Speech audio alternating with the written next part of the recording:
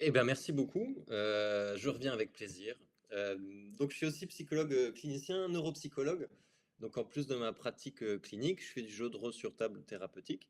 J'en ai fait l'objet de mon mémoire du master pour justement créer un outil, donc un jeu de rôle à utiliser avec les patients. Merci à Hugo pour sa présentation. C'était super intéressant. Il y a certains points sur lesquels on va pouvoir revenir qui vont s'expliquer d'eux-mêmes avec tout ce que je vais vous présenter. Je remercie aussi l'organisation, Corentin. Merci aux membres du Discord pour les échanges sur le jeu de rôle.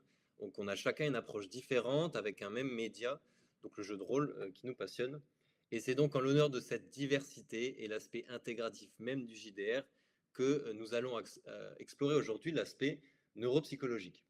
Donc, intégratif, j'ai dit, c'est le fait d'utiliser plusieurs approches, c'est-à-dire plusieurs champs théoriques pour travailler avec le patient. Ça me semble super intéressant à mobiliser, surtout dans ce genre de pratique, en fait, qui touche n'importe quelle pratique. Et chacun y voit les choses comme il le sent. Il y a peut-être des choses que je vais évoquer qui ont déjà été dites pendant la conférence d'Hugo, mais avec d'autres mots. C'est le monde de la psycho, parfois c'est un peu chaotique. Donc, ensemble, nous allons nous poser une question et tenter d'y répondre. C'est comment la neurobiologie nous aide à concevoir et animer des jeux de rôle thérapeutiques. On commencera donc par la neurobiologie du jeu, posant la question pourquoi le jeu est un chemin privilégié vers le changement. C'est-à-dire que si on l'utilise pour faire de la thérapie, c'est bien qu'il y ait une raison. Et en seconde partie, on sera plutôt sur le jeu de rôle et la neuropsychologie. Bien entendu, je définirai les termes au fur et à mesure que ça avance pour finir sur c'est bien sympa, mais à quoi ça sert tout ça? Et ça, on le verra ensemble. Alors, on va commencer tout de suite avec la neurobiologie du jeu. Neurobiologie, c'est tout simplement tout ce qui est la biologie, tout ce qui va se passer dans le cerveau, hein. Euh, et on va commencer avec un monsieur qui va beaucoup nous intéresser pour cette première partie. C'est Jacques Jancep. C'est un chercheur estonien d'origine qui a fini sa carrière aux États-Unis, où il décidera en 2017. Il est connu pour avoir inventé le terme de neurosciences affectives. Ça désigne un domaine qui étudie les mécanismes neuronaux de l'émotion. Ce monsieur, il a beaucoup travaillé avec les mammifères en général. Et au fur et à mesure de ses expériences, il prouvera que nous, donc l'homme, ainsi que tous les autres mammifères, nous partageons énormément de fonctions qui sont basales.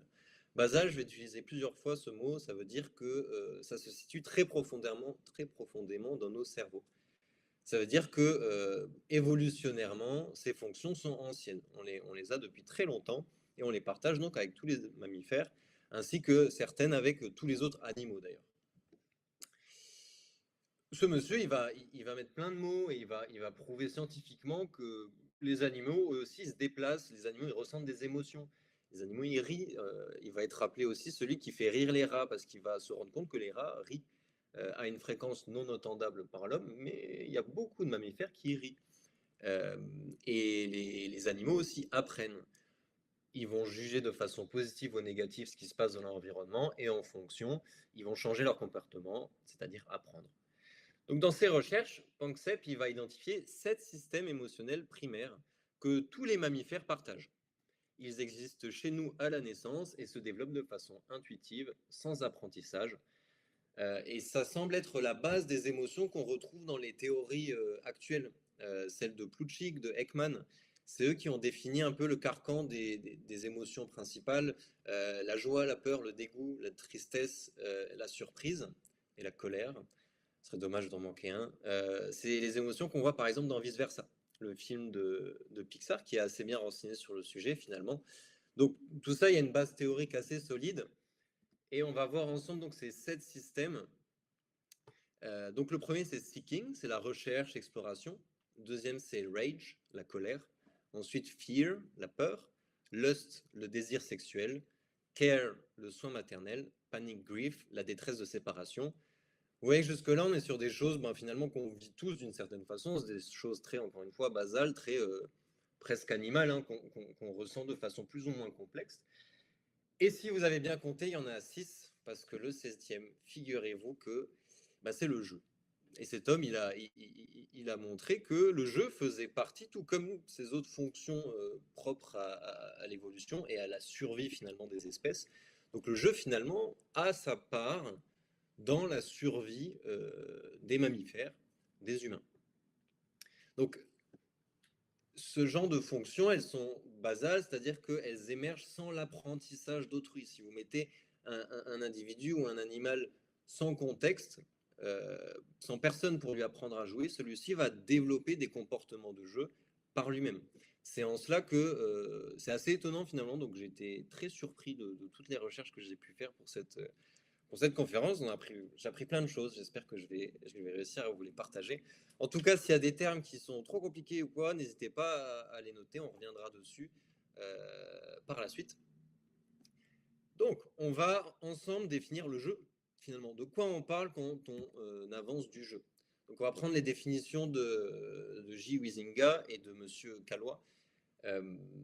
On va les résumer dans le jeu, c'est de façon sociologique, de façon culturelle, le jeu doit être libre et consenti, fictif, improductif, défini dans le temps, hors de la vie courante et avec des règles.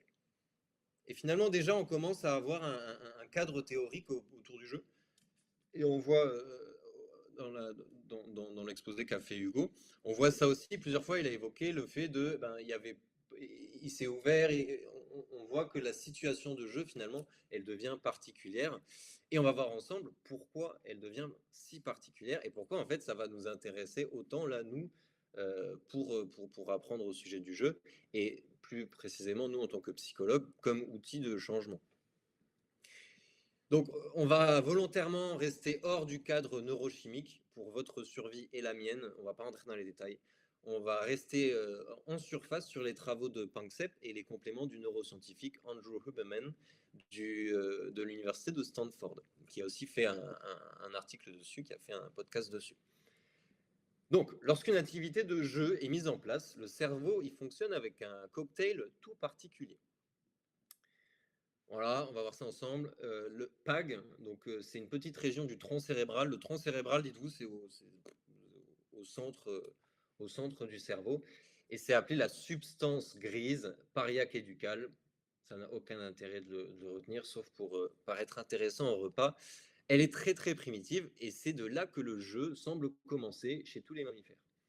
Il a découvert ça, bon, avant on faisait encore des expériences sur les rats notamment, en lésionnant la PAG d'un rat, celui-ci n'exprimait plus de comportement de jeu, c'est-à-dire qu'il allait plus vers ses congénères, il se mettait plus à sauter, voilà, le jeu n'existait plus pour lui, et inversement, si on stimulait la PAG, c'était l'inverse, le rat allait chercher des compagnons pour jouer, il se mettait à sauter, il se mettait à gripper ses congénères.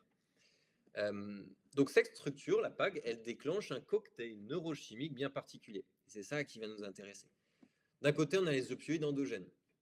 Alors c'est un mix de neurotransmetteurs qui sont impliqués dans la régulation de la douleur, dans le plaisir et dans le système de récompense. Donc ces opioïdes, ils ne font pas que amortir la douleur ou faire du plaisir, ils font un truc qui va beaucoup nous intéresser pendant cette demi-heure, c'est qu'elles désinhibent le cortex préfrontal. Le cortex préfrontal, c'est à l'avant et c'est la partie réfléchie du cerveau. C'est le siège des fonctions qu'on va dire hautes, c'est-à-dire les règles, les normes, la planification, tout ce qui va être très complexe finalement. C'est aussi la partie du cerveau qui dans l'évolution est venue la plus tard. Et c'est là où en général vont se loger nos limites que l'on se crée à travers la pensée. Donc, grâce à ces opioïdes endogènes, le cerveau va être capable d'imaginer des choses qu'il rejetait normalement. Quelque chose qui peut paraître stupide, illogique, devient entendable grâce à ce cocktail spécifique. C'est-à-dire que concrètement, si le cerveau il passe d'un mode rigide, si A alors B, toujours, à un mode exploratoire. Et si je faisais autrement? Pour vous donner un petit exemple, on peut prendre le loup-garou. Vous connaissez certainement le jeu du loup-garou, on est assis en cercle. Donc là, on a tous les éléments d'un jeu, hein. On a des règles, c'est-à-dire que quand le maître du jeu dit « il fait nuit », on ferme tous les yeux et il fait nuit pour tout le monde, sauf les loups-garous, etc. Eh bien, pour vous montrer, pour schématiser un peu la flexibilité que apporte le jeu, c'est que ça vous est peut-être déjà arrivé dans une partie où Vous êtes persuadé d'être un loup-garou dans un village où il fait nuit parce que tous les villageois autour de vous ferment les yeux et vous cherchez donc à tuer par égorgement la personne censée être votre amie parce qu'elle a voulu vous pendre l'heure du vote. C'est vrai qu'hors de ce contexte, la phrase a aucun sens et elle est là la force du jeu finalement. C'est de nous apporter une flexibilité qu'on va pas avoir dans la vie de tous les jours, qui est sérieux. Le jeu il sort de ce sérieux-là, d'où l'aspect fictif qui est dans la définition. Et on voit bien là que notre perception de la norme, de la bienséance sociale, elle est variable en contexte et ça va nous être très utile. Et ensuite, l'adrénaline. L'adrénaline, c'est un neurotransmetteur et une hormone. Elle prépare le corps à réagir en cas de danger. Quand le niveau d'adrénaline est trop bas, on va être un peu apathique. Quand il est trop haut, on va être en stress total. Le but, c'est de rester dans une fenêtre d'apprentissage. C'est un niveau modéré de stimulation qui optimise la plasticité. La plasticité, c'est la capacité du cerveau à changer, à modifier ses connexions pour apprendre. Donc, si vous vous sentez menacé, votre cerveau il bascule en mode survie, il abandonne toute flexibilité, il fait ce qu'il sait déjà faire pour survivre. Et le jeu, ben, c'est pas du tout ce qu'on veut, et c'est pas du tout ce qui est prévu dans le cerveau. Quand on joue, justement, le cerveau est apte à changer et il est câblé pour changer. C'est une zone, c'est quelque chose qu'on va comparer à la fenêtre de tolérance, ça parle peut-être à certains d'entre vous, ou la zone proximale de développement de Vygotsky. Et c'est ici traduit en termes neurochimiques. Donc on voit, il y a plusieurs champs théoriques qui encore une fois, ils s'alignent sur certains sujets. Donc, pour résumer, les neurosciences nous apportent ici un cadre conceptuel du jeu. Donc des environnements que nous cherchons à créer et à maintenir. Le but étant donc de se rapprocher au mieux de cet état de flexibilité naturellement présent en chacun de nous, et ce, profondément dans nos cerveaux. Donc voilà, le but c'est de respecter le jeu pour créer un contexte à faible enjeu, un sentiment de sécurité, pour amener une neuroplasticité, pour amener de l'apprentissage.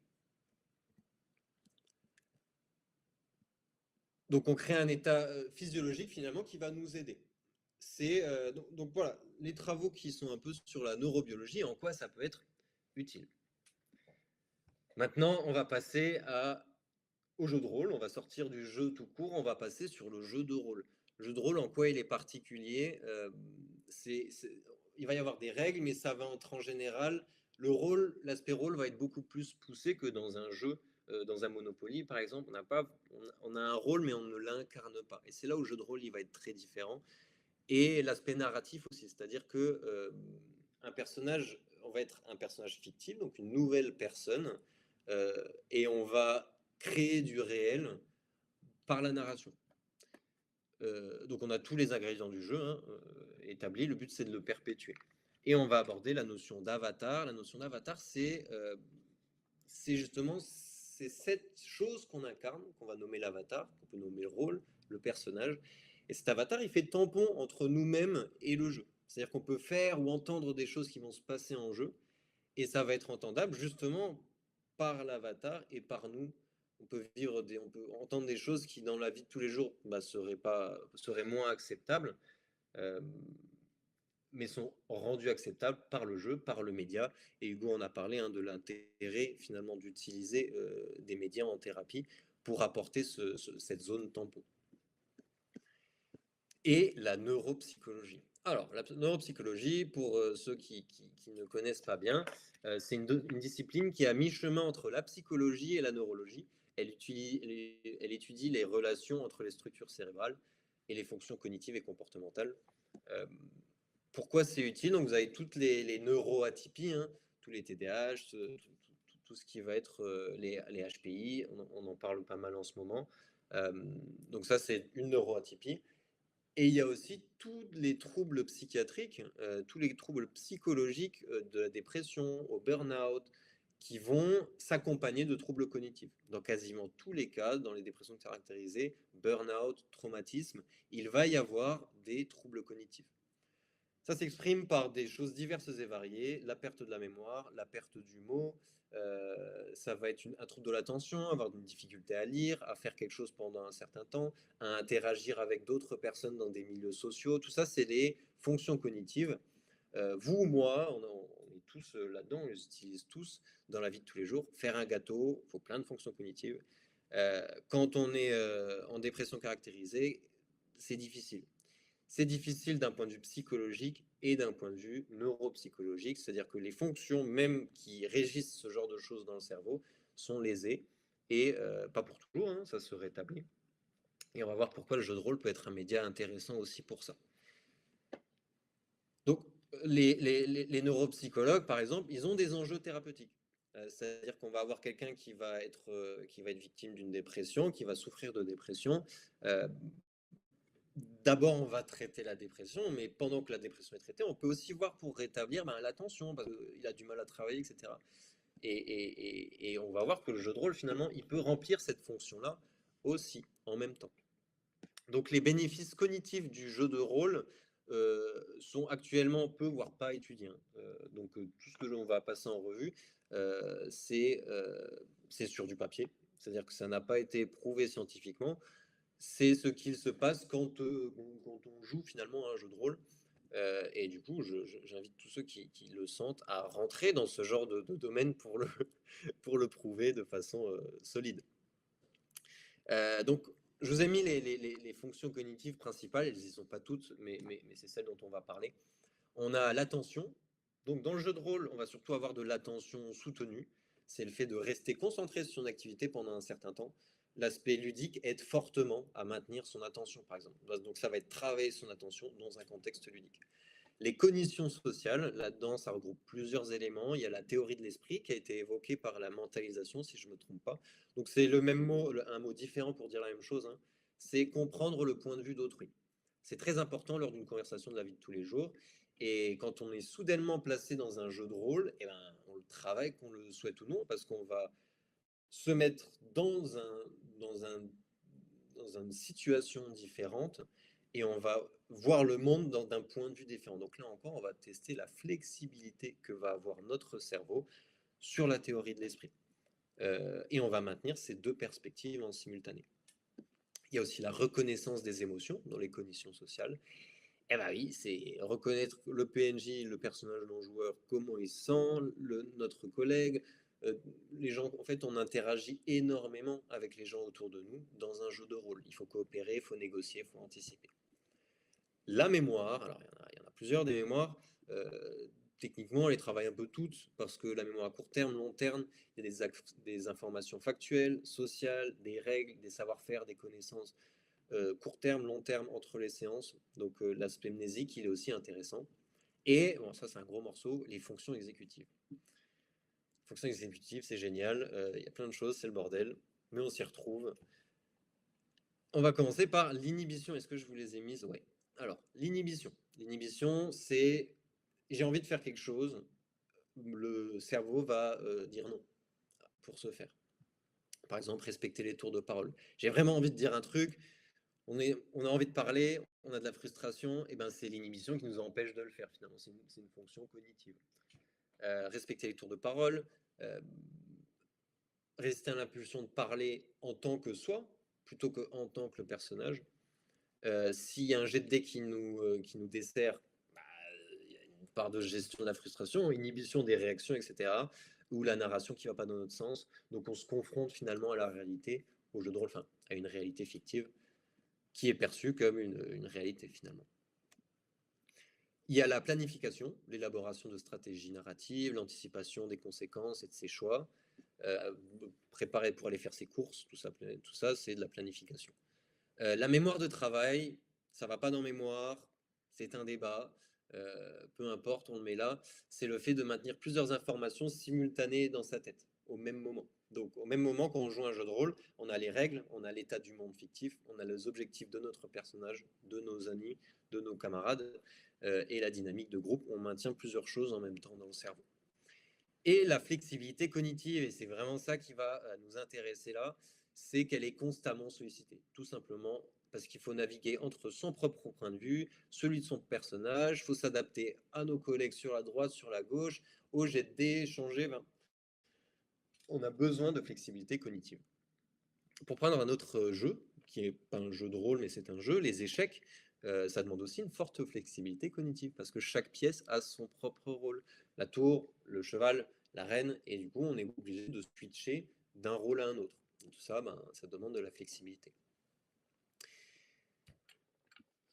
Pourquoi est-ce que c'est intéressant? C'est une bonne question. Je vais y répondre tout de suite. L'aspect de contrôle et de flexibilité dans l'environnement, il nous ramène à l'agentivité et la contingence. Ces deux notions-là, elles sont souvent, elles peuvent être centrales dans une psychothérapie. L'agentivité, très rapidement, c'est le fait que je puisse agir sur la situation donnée. C'est que je me sente capable de pouvoir changer le monde autour de moi. C'est que j'ai la certitude que je puisse faire quelque chose. Ce qui n'est pas donné. Quand on est en dépression, quand on est en burn-out, au bout d'un moment, on finit par croire que, ben en fait, non, on n'est plus maître de notre vie. C'est plus vraiment nous qui décident que c'est la dépression, que c'est l'addiction, que c'est ci, que c'est ça.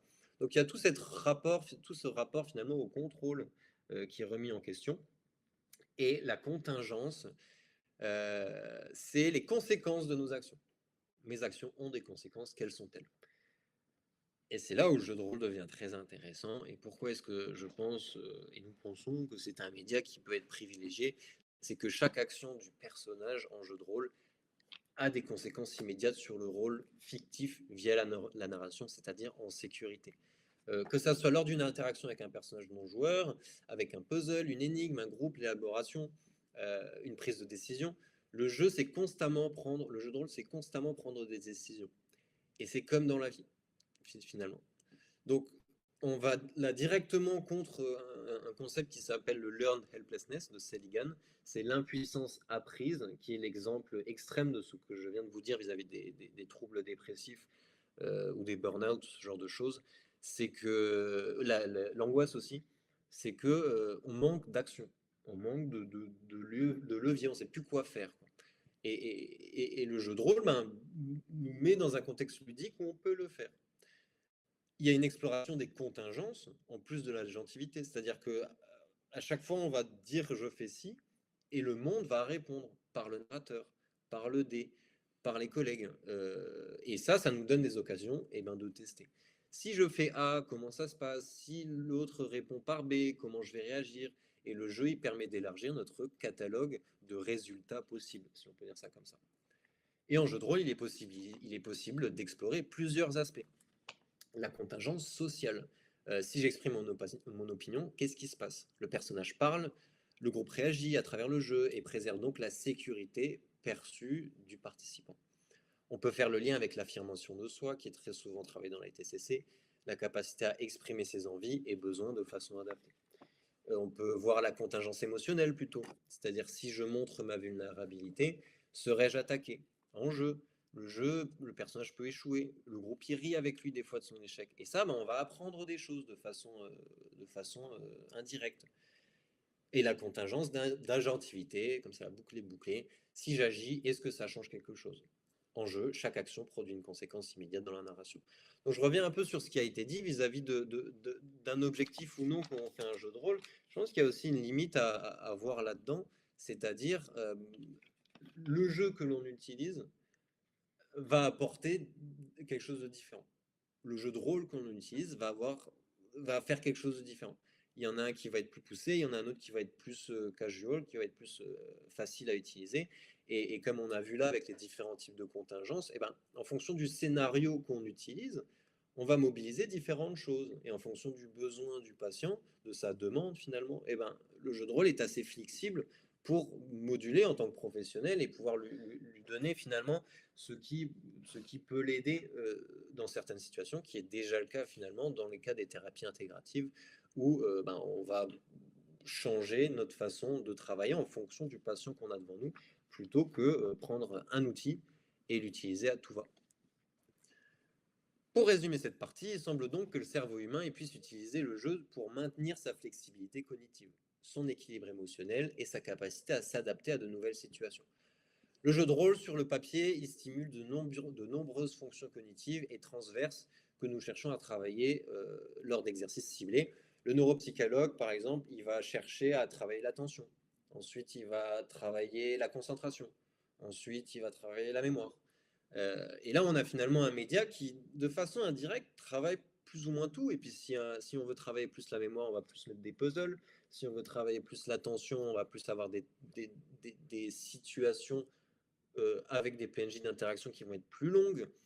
Voilà, il y a plein de façons dont on peut moduler ça, et y compris chez l'adulte. Donc je rejoins totalement ce qu'a dit Hugo Claude plus tôt, hein. Il a dit les adultes, certains, et au bout d'un certain âge surtout, ils sont plus capables de jouer. Et finalement, oui. Et là-dessus, je le rejoins totalement, et c'est malheureux, et je pense que c'est une question de rigidité. C'est-à-dire qu'au bout d'un moment, on perd cette tendance à jouer, et donc on perd cette tendance aussi à changer, à apprendre, parce que le jeu, comme on l'a vu d'un point de vue neuro, il est fait pour ça. Il est fait pour nous faire changer, ou du moins nous aider à changer. C'est pas la seule façon de changer, on est d'accord, mais disons que c'est une voie privilégiée qui met en place différentes choses qui rendent le changement possible et intuitif. Euh, et donc là, le but, ça serait de voir l'apprentissage et le changement pas comme un travail à accomplir, mais plutôt comme une action à réaliser à travers quelque chose qui peut être amusant. Oui, ça peut être amusant de changer, ça peut être amusant d'apprendre, y compris sur la psychologie. Donc le jeu adulte, il devient rigide avec le temps, et sa neuroplasticité donc à changer diminue forcément. Et ces modèles internes, donc nos façons de réagir, deviennent rigides et parfois pessimistes. Quand on se bloque sur une façon d'être et de réagir, et que celle-ci elle est pessimiste, et ben on va continuer comme ça. Et on en connaît tous, hein, ces personnes, peu importe l'âge d'ailleurs, mais souvent assez âgées, qui sont comme ça et pas autrement. Bah, c'est la rigidité. C'est-à-dire que ils fonctionnent comme ça, et ne pas changer marche aussi.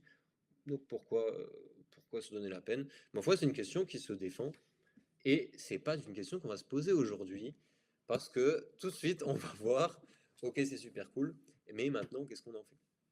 Donc, on a déjà vu un peu, hein, finalement, que euh, le jeu a un chemin neuronal, est une fonction du cerveau encodée directement, très profondément en nous, qui fabrique quelque chose dans notre cerveau qui nous aide à changer de façon presque mécanique, presque chimique, ça nous aide à.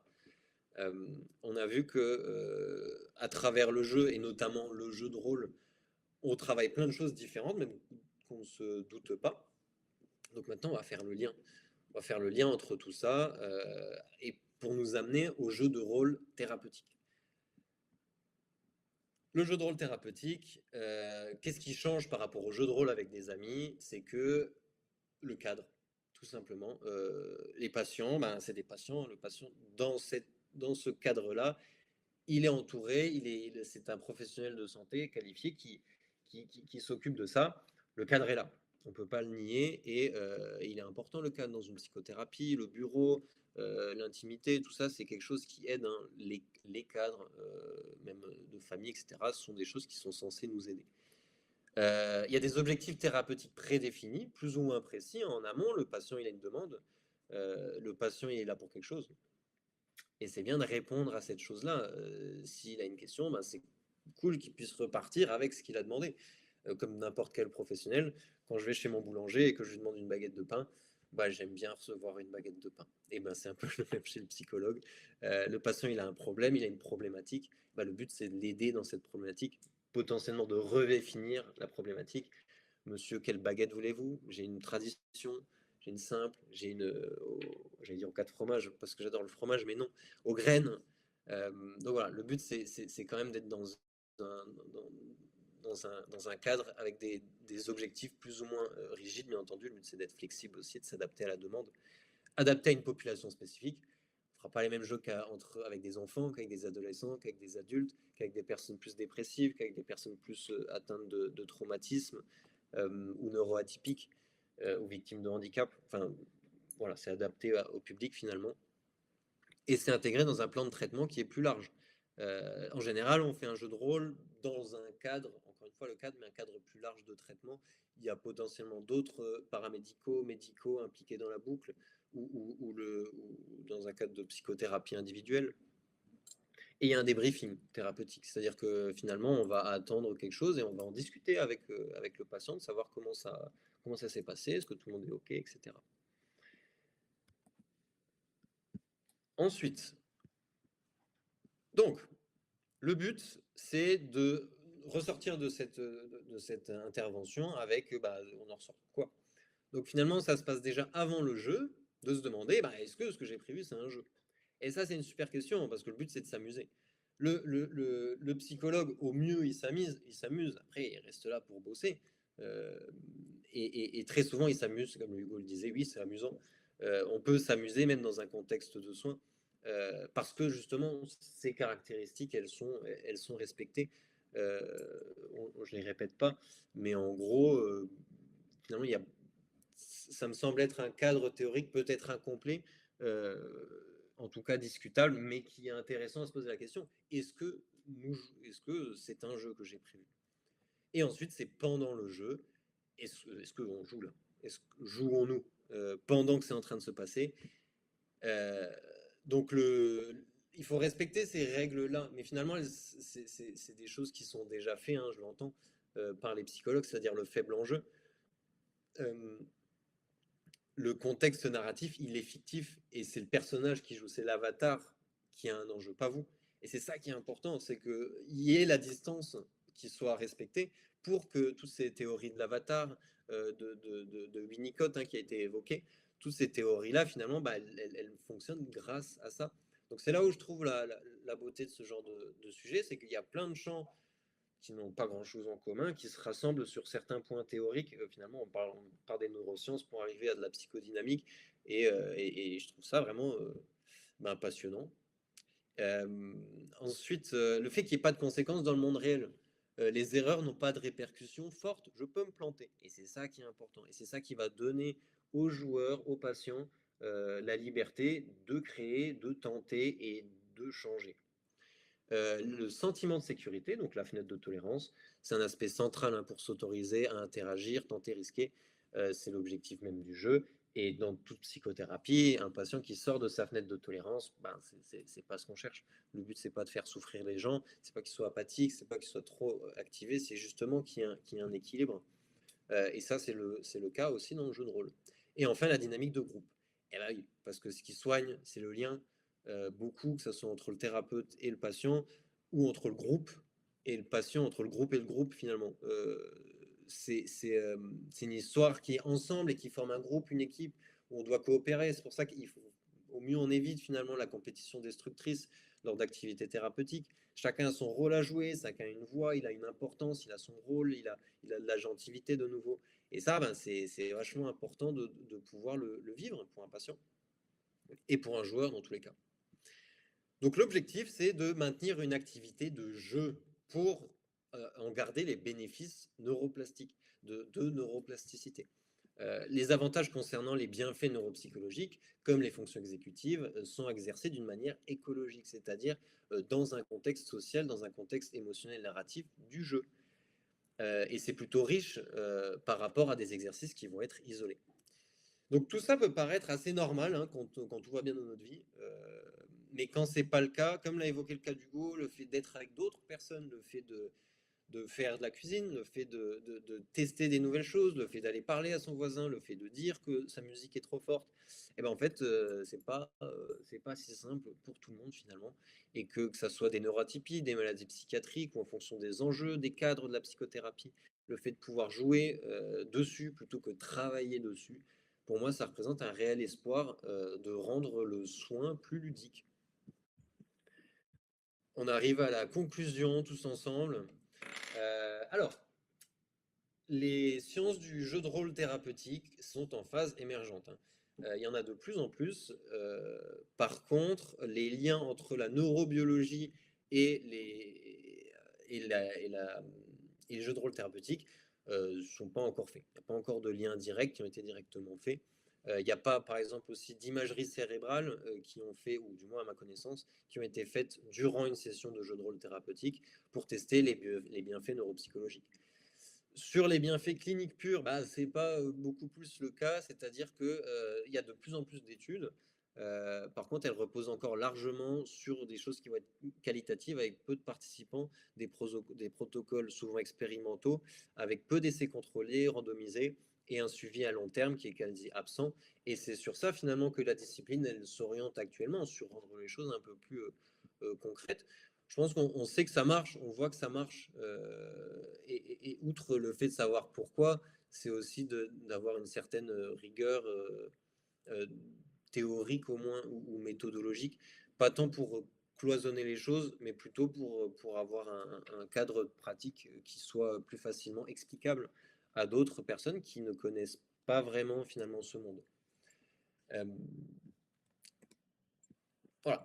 Donc, le but finalement, c'est de créer et maintenir un contexte de jeu dans le jeu de rôle. Euh, pour activer le système du jeu, quand on parle de système du jeu, c'est le système de Panksepp, qui a une fonction naturelle et neurochimique à améliorer la neuroplasticité du cerveau, c'est-à-dire notre capacité à changer. Et comme on l'a dit, c'est ça qu'on souhaite en psychothérapie, c'est ça qu'on souhaite, même si l'objectif n'est pas rigide et qu'il n'est pas défini. On le voit dans l'intervention qu'il y a eu plus tôt. Bah, il y a un changement. Il y a un changement dans l'attitude, il y a un changement dans la présence du patient. Et même nous, je pense que ça nous est arrivé aussi de changer suite à des séances de jeu de rôle. Des apprentissages, il y en a plein, qu'ils soient sociaux, sur soi, indirects, via la neuropsychologue par exemple, des fonctions cognitives. Euh, et pour concevoir le jeu de rôle, on peut d'ailleurs partir du changement. Quels sont les changements que le patient souhaite voir? Et ensuite, on cherche les apprentissages pour ensuite trouver le jeu finalement qui serait le plus facile, qui serait le plus adapté à utiliser. Et ensuite, ouverture. Alors, une ouverture, j'aimerais qu'on évoque une expérience. Donc, on parle souvent du psychodrame. Le psychodrame, c'est vieux, c'est le début du 20e siècle. C'est le début, en gros, du jeu de rôle thérapie, en psychothérapie. Euh, et c'est là où la notion de jeu ou pas, pour moi, elle est discutable. Et donc, je vais vous raconter une expérience. J'anime donc un jeu de rôle sur les émotions où je fais le narrateur, j'exprime des scénarios et les participants, donc qui sont des patients ou des personnels soignants, jouent les émotions, joie, peur, tristesse, etc. Et donc, je les mets dans des situations de vie de tous les jours. Se faire doubler dans une file d'attente, stresser pour un examen, etc. Euh, et puis ça, c'est la première séance. Et la deuxième et troisième séance, je leur demande de ramener eux des situations de leur vie. Et je teste deux façons d'agir, c'est-à-dire que d'une façon, la personne qui ramène son histoire va la jouer en tant qu'émotion, et d'une autre, la personne qui ramène son histoire va la jouer en tant que narrateur. Et j'ai cru remarquer que quand la personne joue sa propre situation, eh ben c'est plus la même chose. Et c'est là où l'ouverture me semble intéressante, c'est parfois le jeu, il sort du jeu. La carte X, hein, on en a parlé, de sécurité émotionnelle, et il est là le rôle, je pense, du narrateur, du thérapeute aussi, c'est de jauger tout ça. Il y a une fenêtre de tolérance, il y a une limite haute, il y a une limite basse. Quand on s'en rapproche, qu'est-ce qu'on fait? Est-ce que, et c'est une question ouverte, hein, est-ce que le fait de jouer sur ces expériences directement est un jeu? Et donc, est-ce qu'il ne vaut pas mieux embrasser finalement la qualité très, je ne sais pas quel mot utiliser, très nuageuse du jeu de rôle, très qu'on peut pas saisir, comme il l'a évoqué plus tôt avec le jeu de la reine, où finalement bah, on joue au jeu et on voit ce qui se passe. Et je pense que c'est ça une des très grandes qualités du jeu de rôle, quel qu'il soit, c'est qu'on lance un truc et on ne sait pas pourquoi, mais finalement ça nous amène quelque chose qui nous apprend beaucoup et dans lequel on avance. Et il est là, je pense, tout l'intérêt du jeu de rôle, c'est-à-dire que même si on n'a pas des objectifs solides, on n'est pas en train de... Voilà, mon but, c'est vraiment pas de mettre des frontières et des murs là où il n'y en a pas. Bien au contraire, finalement, c'est de se demander bah, où on est, qu'est-ce qu'on fait et dans quel cadre est-ce qu'on évolue tous ensemble. Donc, je trouve la question intéressante du contrôle comme ouverture. Donc, je vais finir par vous remercier avec cette super slide. La convergence entre les mécanismes neurobiologiques du jeu, donc qui sont là solidement établis par les neurosciences affectives, et les fonctions cognitives sollicitées lors du jeu de rôle thérapeutique, observables cliniquement, offrent un cadre théorique robuste et des pistes de recherche qui sont prometteuses. Donc au final, le manque d'études sur le sujet, pour moi, c'est plus une opportunité qu'autre chose. Ça nous laisse les portes ouvertes à la création. Et j'ai l'espoir, peut-être naïf, que pour l'adulte, un jour, on conçoive le fait que jouer puisse être admis comme une voie d'apprentissage à part entière et pas forcément comme un travail à accomplir. Et c'est pour ça que jouer, c'est changer. Je vous remercie beaucoup pour votre attention et si vous avez des questions, je suis tout oui. Eh bien, merci pour cette présentation très complète, riche, avec beaucoup d'éléments comme ça, qui donnent pas mal de sujets sur lesquels réfléchir.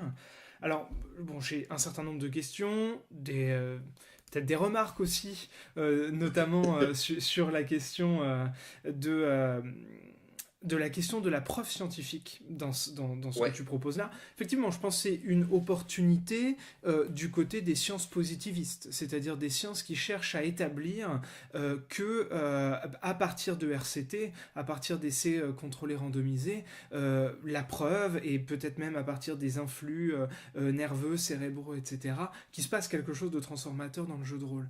Moi j'ai l'impression que c'est un champ qui a quand même été très exploité du côté des sciences qualitatives, donc des sciences plutôt constructivistes, c'est-à-dire qui en fait ne vont pas vers la voie des essais contrôlés randomisés, précisément parce que pour eux, les essais contrôlés randomisés ne font pas sens. C'est-à-dire que pour la nature du savoir et de la connaissance qui est explorée dans ce champ-là, dans les sciences qualitatives, en fait, ça n'a pas de sens d'aller explorer cela par les essais contrôlés randomisés. C'est-à-dire qu'on s'intéresse à une expérience particulière, et en fait, ce qu'on décrit, ça ne vaut que pour cette expérience particulière, puisque de fait, c'est le principe du constructivisme, en fait, l'expérience interne ne peut pas être généralisable à l'ensemble des autres expériences, puisque chacun voit le monde à partir de sa propre loupe. Donc je crois que c'est peut-être une piste aussi de réflexion autour de ce que tu appelles ce manque-là dans la littérature scientifique, c'est que pour l'instant, effectivement, c'est plutôt, en fait, et puis je me demande si c'est pas lié aussi en fait à la densité, à la complexité de cette expérience, qu'est l'expérience du jeu et l'expérience du jeu de rôle. Du coup, en fait, c'est qu'en effet, on s'en est emparé plutôt du côté de la phénoménologie, du constructivisme, et peut-être moins du côté des essais contrôlés randomisés, parce qu'en fait, il y a tellement de paramètres, tellement de choses qui sont à prendre en considération quand on veut étudier le jeu de rôle, pour être sûr qu'on étudie les effets du jeu de rôle, que, à mon avis, c'est très compliqué d'y entrer par une autre perspective qui serait celle positiviste des essais contrôlés randomisés. Bon, ça c'était une réflexion comme ça qui me venait. Bon, la deuxième c'était sur ta comparaison, la comparaison que tu fais entre le psy et le boulanger. Est-ce que véritablement le psychologue peut répondre à toutes les demandes qui lui sont faites aussi facilement qu'en tendant une baguette de pain tradition ou aux graines? Bon, ça pourrait se discuter.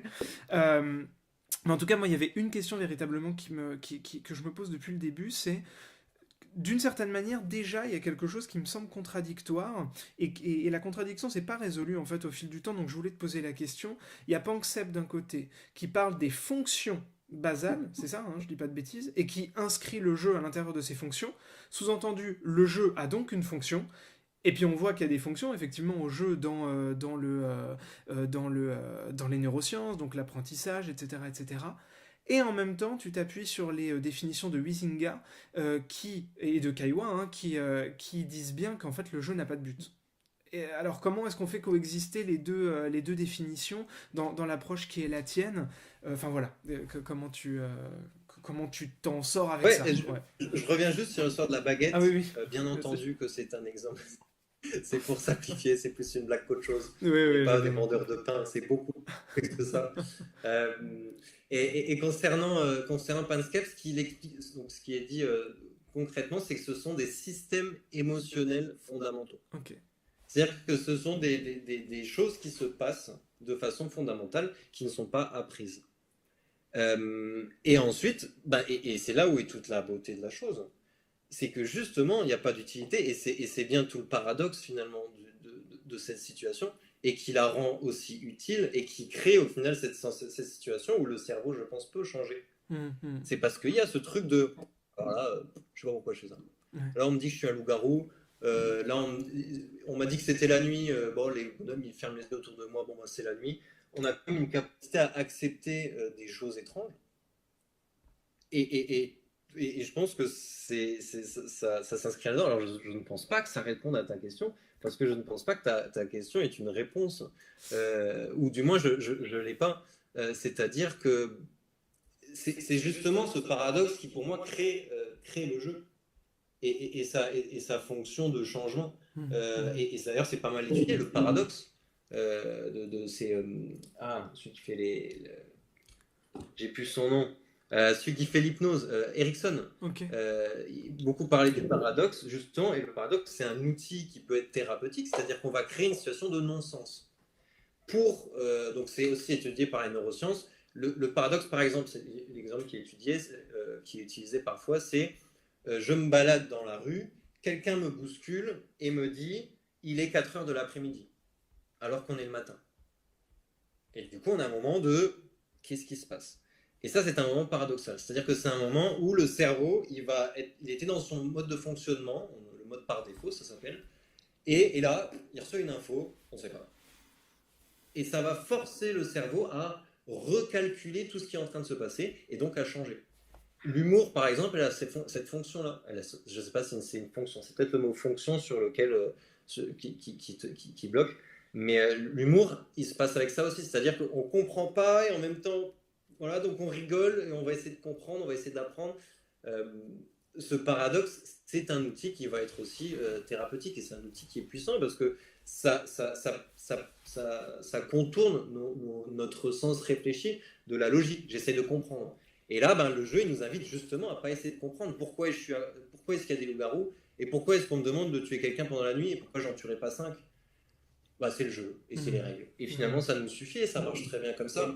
Donc c'est là où je l'intègre finalement là-dedans et où je trouve que le lien il se fait et que le trou théorique, c'est aussi un trou qui est là dans l'essence même du jeu. Ouais. Bon, ça marche, merci pour je sais pas si c'est clair. Si, très... Non, si, bien sûr, merci pour ta réponse. En même temps, je regardais les autres questions, il y en a un certain nombre qui ont été posées. Bon, déjà, la première, peut-être que tu as des éléments... certaines personnes se posent la question de est-ce que tu connais des formations qui sera recommandées? Donc, il y a la piste du CHUV de Lausanne. Je ne savais pas que le CHUV était en train de mettre ça en place. C'est peut-être Joël Bilieux qui est en lien avec cette formation. Vous nous direz, Fabrice Lemétayer, mais du coup, pour toi, Robin, est-ce que tu connais des gens qui forment, des formations, des formateurs sur la question du jeu de rôle au jeu de rôle dans le contexte thérapeutique, pardon. Ouais. Pas du tout. En fait, c'est pour ça que je trouve que c'est une approche qui est grandissante, c'est que vu que le cadre est pas là, enfin, il n'y a pas un jeu de rôle, par exemple, qui va être plus ou moins utilisé, donc on a parlé au jeu de la reine, ça parle à plusieurs personnes. Finalement, personnellement, je n'en avais jamais entendu parler, et c'est ça la beauté du truc, mais c'est ce qui rend aussi l'aspect très volatile de cette pratique-là, c'est-à-dire que des jeux de rôle, en fait, il y en a plein, et il y a plein qui font du jeu de rôle, et ils ne savent même pas que c'est du jeu de rôle, et ils ne savent même pas que ça s'intègre dans un champ théorique quelconque. Ouais. Parce que c'est très naturel, finalement. Les jeux de rôle, on en fait depuis qu'on est gamin, et on s'en rend même pas compte, et on va pas... on s'en fout de savoir que la PAG, finalement, elle libère les opioïdes endogènes pour jouer. Ça ne nous apprend rien. Ça ne sert à rien pour jouer. Par contre, je pense que ça nous apporte des choses d'un point de vue théorique et d'un point de vue cette séance-là, pourquoi elle ne s'est pas bien passée? Pourquoi est-ce que les patients, qu'est-ce qui n'a pas fonctionné? Et finalement, c'est ça qu'apportent les approches. C'est des réponses à ce genre de questions. Et c'est ça qui est en train d'être créé, je pense, avec le jeu de rôle actuellement. Donc, à ma connaissance, non, il n'y a pas de formation sur le jeu de rôle thérapeutique. Ouais. Mais ça va pas être fait dans les prochaines années, ça ne m'étonnerait pas, du moins. Oui, absolument. Et c'est vrai qu'on voit à l'appui là, de toutes les discussions qu'on a dans le cadre de séminaires, c'est qu'il y a toujours un ancrage, en fait, théorique dans celui qui est celui... de l'inscription de référence en fait du thérapeute, c'est-à-dire il me semble pas qu'il y ait de cadre théorique spécifique au jeu de rôle thérapeutique. En fait, il est toujours quelque part indexé, ce cadre théorique, à l'orientation psychothérapeutique du clinicien qui l'a conduit.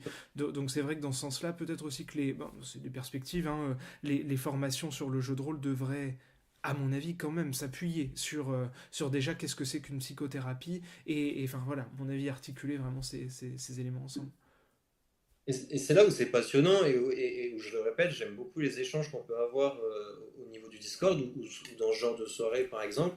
C'est que ben, là on touche à l'essence même du jeu de rôle, c'est-à-dire que ça touche tout le monde et toutes les Mhm. approches. Et quand je t'entends toi parler ou d'autres qui vont être plus d'approches psychodynamiques, dire des choses avec des mots qui sont différents, mais finalement que je pense aussi, je pense la même chose de plein de choses, de plein de théories qui vont être psychodynamiques avec des mots différents, que le jeu de rôle met en action différemment. Donc finalement, on utilise le même outil, on y voit chacun des choses différentes, mais dont la finalité reste la même, qui est le suivi d'un patient et faire en sorte qu'il puisse aller mieux. Mhm. Ouais, absolument, c'est vrai que et puis c'est même la richesse du jeu au sens large. C'est vrai que enfin, le jeu de manière générale, on le partage dans beaucoup de disciplines. Alors dans les approches effectivement différentes en psychothérapie, et puis aussi même avec d'autres collègues, hein, d'une certaine manière. Je pense aux orthophonistes, je pense, enfin là c'est les pros qui me viennent en tête, même les éducateurs ou les enseignants aussi utilisent le JDR dans le Bien cadre sûr. de leur fonction, de leur mission. Il y a une autre question, c'est comment est-ce que... tac, elle est tout. Comment présentez-vous l'activité dans vos domaines respectifs? C'est-à-dire, la question c'est, je rencontre la barrière du terme jeu de rôle, qui fait... comment dire, qui de fait demande déjà une dédramatisation, une vulgarisation dans sa présentation. Comment présenter l'activité dans les domaines, dans ton domaine par exemple? Comment est-ce que tu le présentes à des patients que tu rencontres pour la première fois ou à qui tu proposes ça pour la première fois? Bah, ce que je fais en général, c'est de moins le présenter possible. Parce qu'en fait c'est du jeu et que tout le monde comprend très rapidement ce qu'il en est, vu qu'on joue depuis qu'on est enfant, même si on oublie un peu comment ça marche avec l'âge, techniquement on l'a tous en nous. Donc ça je m'inquiète pas trop. Et ensuite j'ai pu le faire avec des publics très différents, psychiatriques, psychiatrie lourde, rééducation, donc plus des choses somatiques, avec beaucoup de personnel de santé divers et variés, avec des publics civils, avec des publics militaires. Donc, et j'ai jamais rencontré de problématiques particulières, si ce n'est les 5 premières minutes. Mais ça, j'ai envie de vous dire, n'importe qui, je pense, dès qu'on fait quelque chose d'un peu nouveau. Et donc, c'est de le présenter comme un jeu, présenter comme un jeu de rôle. Est-ce que quelqu'un autour de la table a déjà joué à un jeu de rôle? Oui, j'ai déjà joué au loup. Si personne n'a déjà joué, ben, on prend l'exemple du loup-garou, on prend l'exemple du loup. Quand on touche loup glacé ou machin dans la cour de récré, c'est un jeu de rôle. Donc finalement, c'est de pas forcément complexifier les choses plus qu'elles ne le sont, d'utiliser aussi des jeux de rôle qui sont le moins compliqués possible. Comme on a été dit avec le jeu de la reine, bah, c'est super simple. Tout est écrit sur les cartes, on tire les cartes, c'est parti. À partir du moment où le jeu est simple, il s'explique par lui-même. Donc 2 à 5 minutes d'explication. La bienséance, hein, bien entendu. S'il y a des thèmes qui ne souhaitent pas être abordés, l'aspect de sécurité émotionnelle, bien entendu, est important. Euh, Ce qui se passe dans le groupe reste dans le groupe, toutes ces choses-là. Et encore une fois, finalement, c'est des choses qu'on utilise intuitivement. Et on le voit quand on regarde avec les neurosciences, même le bonhomme qui bosse avec les mammifères, il dit, bah, en fait, on a besoin de ça pour jouer. C'est un prérequis au comportement de jeu. Le- Donc Fabrice nous précise sa question, il nous dit par chez moi c'est surtout le mot rôle. Ils ont peur de devoir faire du théâtre et c'est vrai que ça aussi je l'ai rencontré. Souvent les gens quand j'ai parlé de jeux de rôle, alors de plus en plus maintenant vu qu'en plus j'ai tendance à parler vite et à manger mes mots, je dis jeu de rôle et donc parfois les gens ou les jeunes surtout comprennent que c'est un jeu de rôle, un jeu rigolo. Mais c'est vrai qu'une fois passé cette première surprise, le jeu de rôle peut laisser penser effectivement parfois qu'on va devoir se mettre en mouvement quoi. Alors il y en a qui prennent ça avec enthousiasme, il y en a d'autres que ça peut rebuter. Est-ce que toi tu as déjà eu des remarques par rapport à ça ou des réactions particulières? Ouais, j'ai déjà eu du oh non, ça je fais pas. Mais je vais pas laisser le choix sur le coup. Je dis, ah, vous avez joué. Et finalement, je pense que je ramène ça au jeu. Hmm. Et c'est là où c'est intéressant, je pense que ça soit pour le patient, pour le professionnel, pour n'importe qui, de se raccrocher au jeu. En fait, qu'il y ait un rôle ou pas, qu'est-ce que ça change? Euh, et est-ce que vous avez envie de jouer? Si vous n'avez pas envie de jouer, en effet, on ne peut pas jouer. Comme on l'a vu là dans les règles du jeu, la définition du jeu, bah, il faut que ça soit volontaire. On ne peut pas forcer quelqu'un à jouer, c'est pas possible. Et c'est dans cette même dynamique. Est-ce que vous avez envie de jouer? Oui, non. Non, bah, dans ce cas, vous avez raison, on va pas jouer ensemble. Oui, bah, vous allez voir. euh, vous allez, oui, incarner un rôle. Ce que vous pouvez faire, c'est peut-être observer le premier temps Mhm. et prendre la parole dès que vous vous sentirez à l'aise, C'est intéressant. d'inclure finalement ce malaise et de le mettre sur le rôle. Moi, en général, ce que je fais, vu que c'est des émotions qui jouent, et imaginons c'est colère et qui dit ah non, jeu de rôle, machin, pas trop, donc je donne rapidement les rôles. Et après, je le dis, ah ben colère, un peu timide, colère, colère, elle, colère, elle. Et donc, du coup, directement, là, on interagit avec l'avatar. Et on utilise les bienfaits de l'avatar, au final, on utilise cette zone Absolument. tampon, elle est là pour ça, et c'est un outil, c'est quelque chose qui nous aide, et c'est important, c'est un cadre. Les cadres, ça fait partie du boulot. Euh, ça marche, enfin, je trouve, de parler avec l'avatar, de parler avec le rôle de la personne. Moi, j'ai mon rôle de narrateur, lui, il a son rôle de la colère, et ben, je parle à la colère, je parle pas aux participants. Mhm. Mhm. Ouais, c'est intéressant. Bon, très bien. Merci.